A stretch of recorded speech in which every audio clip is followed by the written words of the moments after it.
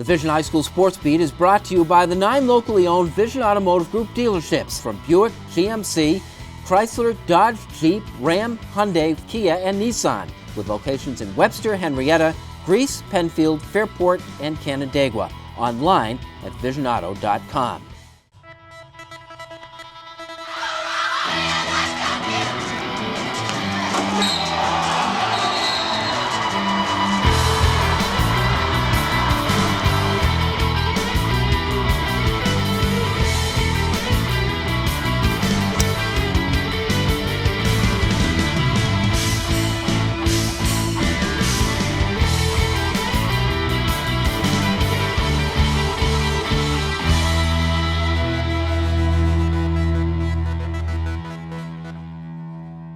Hello everyone, and thanks for joining us at the Vision Automotive Group's High School Sports Beat. I'm Bill Pucko. Every week at this time, we take a comprehensive look at sports in Section 5 in Monroe County in particular. Here's a look at our honor roll of high school teams this week. At number 3, that powerhouse Rush Henrietta track team, which has moved from indoors to outdoors seamlessly. The Royal Comets claimed both the boys and the girls titles at the 16-team RH Relays. That national championship 1,600-meter girls relay team finished 24 seconds clear of the field. At number 2, Bright Baseball is off to an 8-1 start. Brian Jordan is at it again. He hit for the cycle in a win over Pittsford Sutherland. And at number 1, Victor Girls Lacrosse, which is 5-1, but it's how they're winning. Alyssa Graves scored 5 goals in a victory over Spencerport. Bridget Flynn netted 6 against Rush Henrietta. And Alyssa Fries outdid both of them with an 8-goal game against Churchville. Which brings us to the land of opportunity, which is not so much Pittsford as what Pittsford best represents.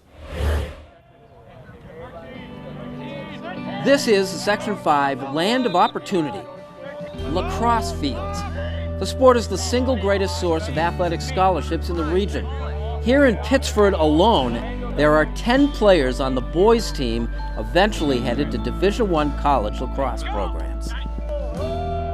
I just think it's been coming over the years. We've had great lacrosse players up here, and I think even you can see Section 5 expanding, and it's become a very important sport for these kids up here, and they're able to play it all year long with their other sports they do, which we encourage. But I just think these kids are putting the time in, and college coaches are taking notice. Is it growing fast enough at the college to make it a fit? I think it is. I think like University of Michigan adding it, Richmond adding it, High Point adding it, all Division I programs, and I think you're going to see more. And I think more in the Big Ten, you're going to see more Division I lacrosse coming back. Still just a junior, Mike Parado is one of the top players in Monroe County. He has already accepted a scholarship to Binghamton. I realized it when I was in about 7th grade, and I saw kids going to Syracuse, Hartford, Army, and I saw his opportunity to get into schools that otherwise I wouldn't have, because just lacrosse is just kind of the gateway for me, and I love the game, obviously. It was the same for defenseman Jared Connors, who was still a sophomore. He knew he had a future in lacrosse early. 7th grade, I really started working. In 8th grade, I took a lot of time with Coach Whipple and really just started focusing a lot on lacrosse. And when did Virginia lock in on you? Fall of sophomore year, I committed. Meanwhile, there is the season at hand. Senior Brandon Barker headed to Ohio State next year. Scores almost at will. The Panthers are undefeated and own national ranking. That's a road they've been down before losing to Fairport in last year's sectional final. We try not to look at rankings too much because last year we kind of shot ourselves in the foot with that, thinking we were a little bit better than we actually were based off rankings. It's nice to be recognized top 25 in the nation, but we don't really look into it that much. Now, they got two of you to say the same thing, then that was really an issue last year, wasn't it? Yeah, I don't remember the exact number nationally, but we were ranked kind of high in the New York region, and we kind of rode that a little bit, and it just didn't do well for us.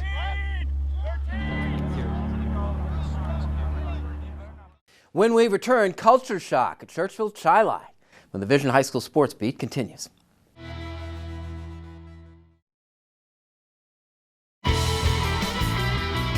Welcome back. Thanks for joining us in the Vision Automotive Group's High School Sports Beat. I'm Bill Pucko. Let's take a look at that honor roll of high school athletes now. At number 3 this week, we have Maddie Brongo of Spencerport softball. Maddie had a 3-hit game and drove in 3 in a win over Greece Arcadia. Brongo, a name to know, is just a 7th grader. Number 2, another softballer, Victor's Cara Camiso, pitched a no-hitter against Rush Henrietta and added 3 hits of her own to the Blue Devils' attack. Victor is 4-0. And a number 1 from East Rochester Baseball, Max Argento, was a one-man show against Sodus. Max pitched a no-hitter for the Bombers, had 3 hits, and drove in 2. Which brings us to the tennis party crashers at Churchville-Chili.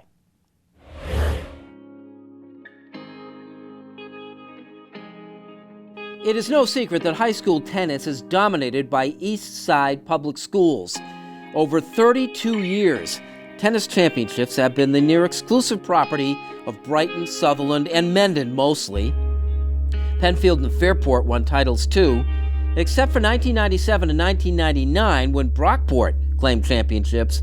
All have been by East Side schools. Until last year.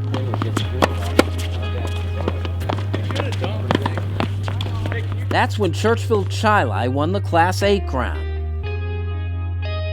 It just seems to be the East Side. A lot of those kids are playing at a young age, 5 and 6, 7 years old, and a lot of the tennis facilities in Rochester happen to be on that side. And our guys kind of have that chip on that shoulder, that East-West, and they look forward to competing and playing against that school.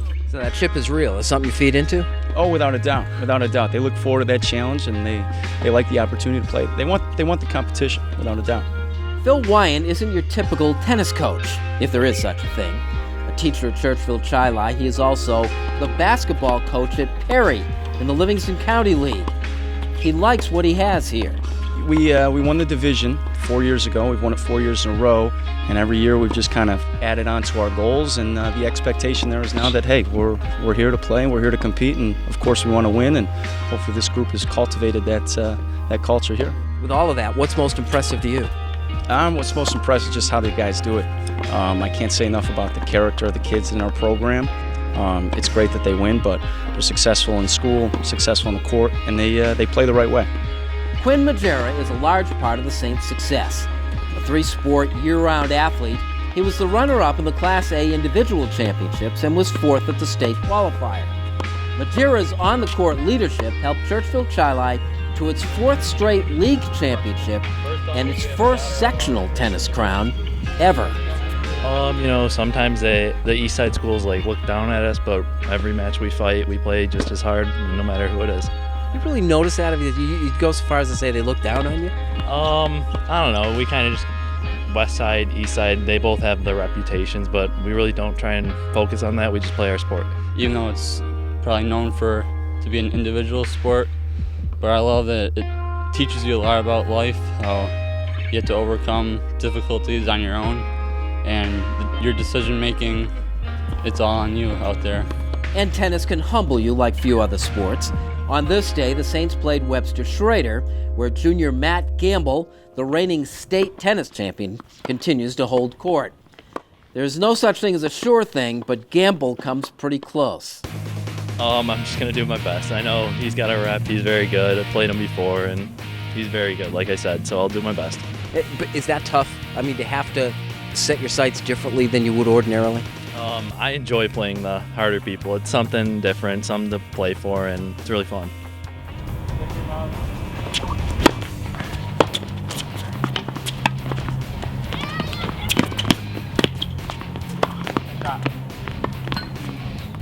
Gamble won in straight sets, but the Saints owned the overall competition by a score of 5-2.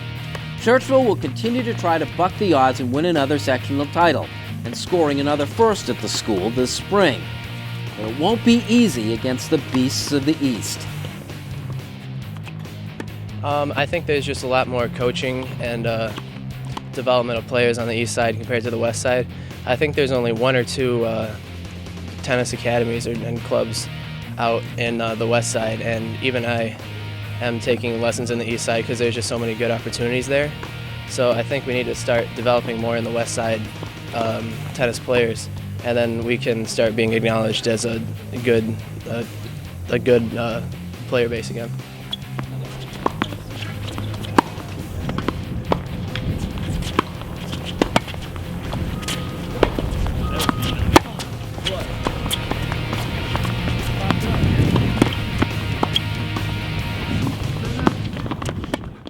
That is called both beating and joining them. Coming up next, Kim Burnson joins us with our Making the Grade segment, and later on, our All-Sports High School Game of the Week features tournament baseball, when the Vision Automotive Group's High School Sports Beat continues.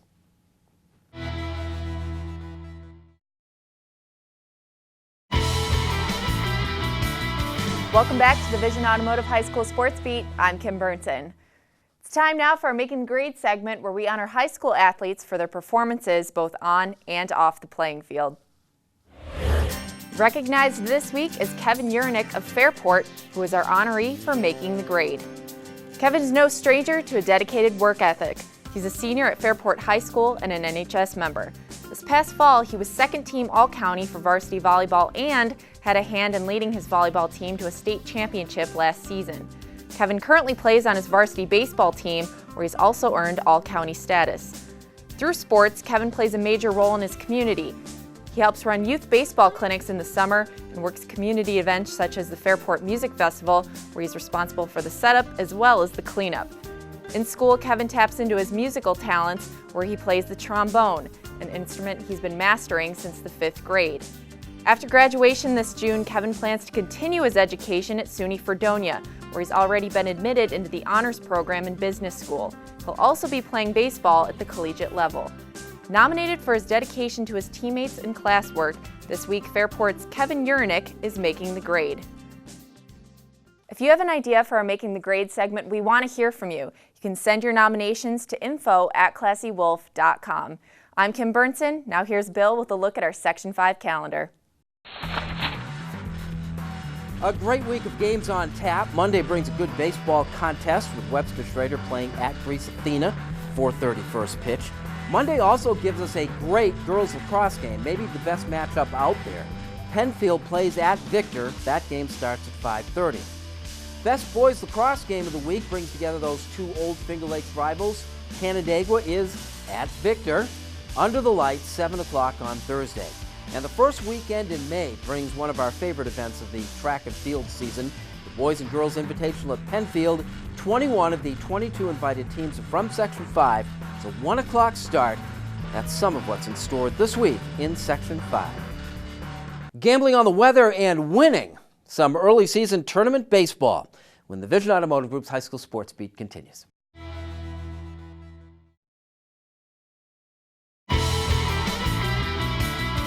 Welcome back. Thanks for joining us at the Vision Automotive Group's High School Sports Beat. I'm Bill Pucko. It takes real guts to schedule a baseball tournament in these parts in April, but they've been doing it for years at Irondequoit. Our all-sports high school game of the week features the championship contest between Greece Arcadia and the hosts.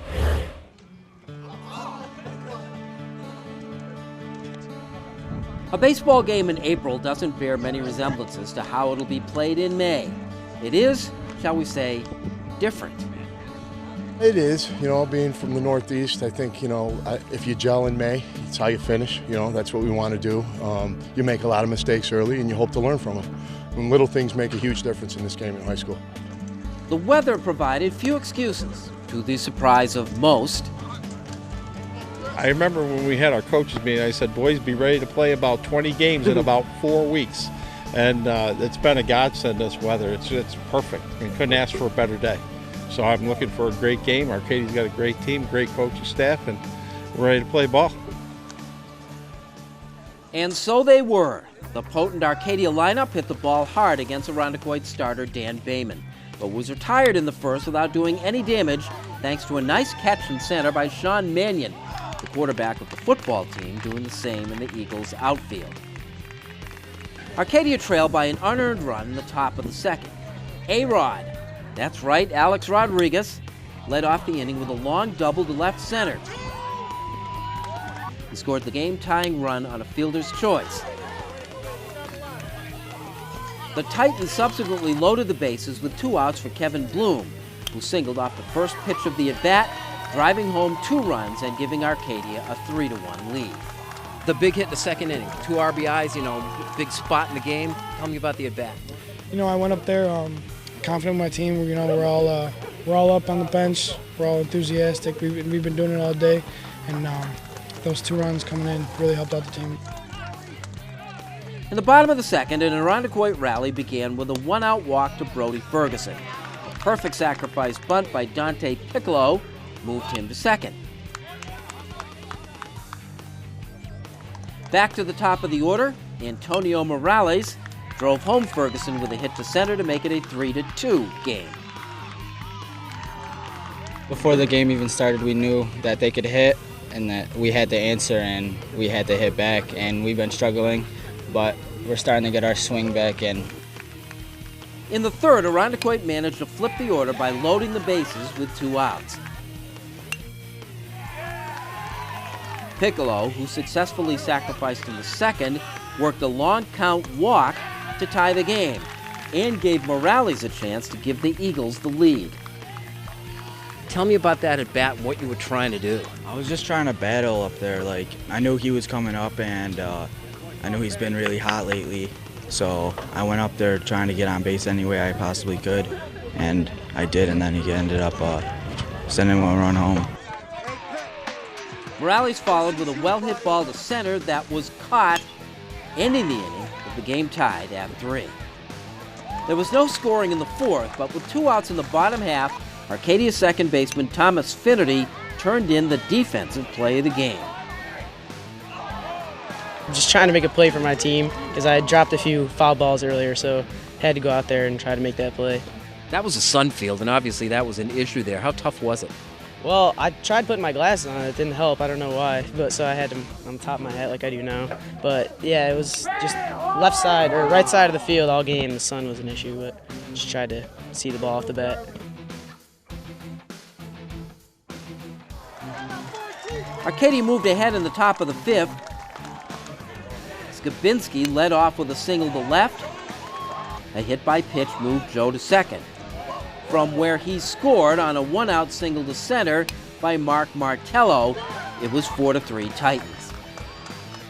Skabinski pitched through the fifth and got some help from his shortstop Bloom, who made a diving catch on a ball hit by Irondequoit's Mannion. Arcadia carried the 4-3 lead into the late innings. Connor Gosney came in to pitch for Irondequoit and surrendered a 6th-inning leadoff single to Kyle Bailey. Pinch hitter Drew Freese was brought in to bunt Bailey over. Bailey instead stole second, making the bunt moot. Swinging away instead, Freese singled to left to drive home the run.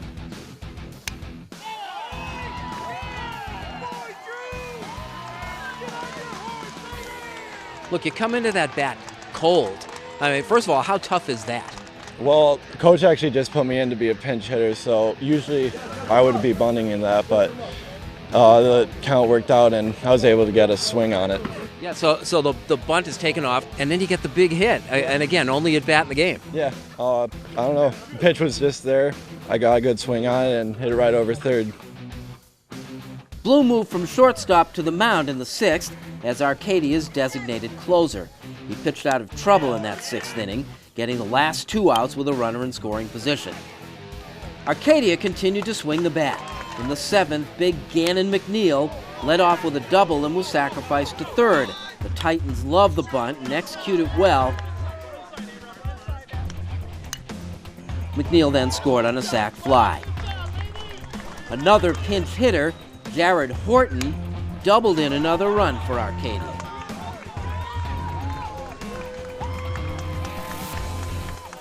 Gosney worked out of further trouble by ending the inning with a strikeout, but Irondequoit was 4 down, headed to their last at bat. Danny Doran led off the 7th with a base hit to left and scored on a sac fly.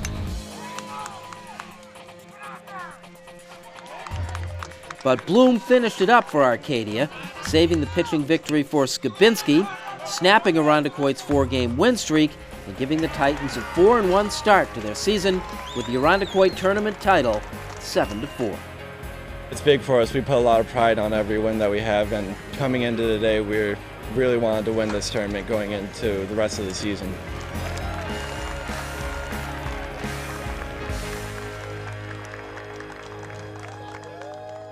We'd like to thank our sponsors of the Vision Automotive Group. They make the Sports Beat possible. As do you. Thanks again for watching, and we'll see you next week.